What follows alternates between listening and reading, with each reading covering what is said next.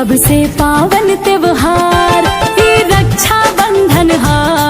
सबसे पावन त्योहार बहिना भाई के कलाई पे बांधेली प्यार दुलार ये रक्षा बंधन हा।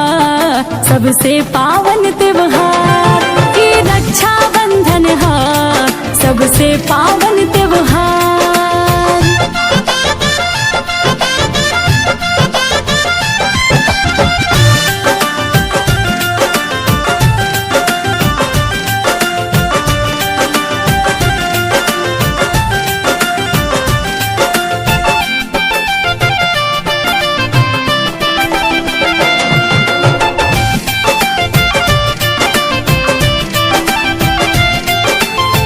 जुग जुग जिया तो है लागे ना नजरिया।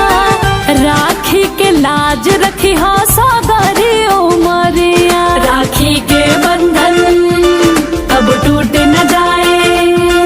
अनमोल रिश्ता कहीं छूट न जाए। जुग जुग जिया तो है लागे ना नजरिया।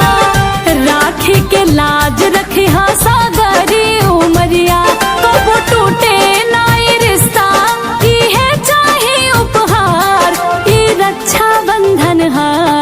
सबसे पावन त्योहार ये रक्षा बंधन हा। सबसे पावन त्योहार।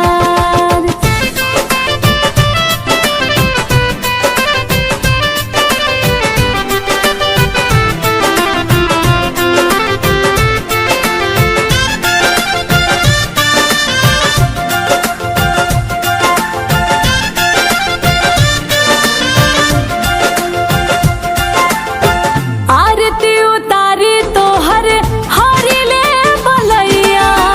डोर कमजोर नाही होखे दी हो भैया। सावन बाए राखी बंध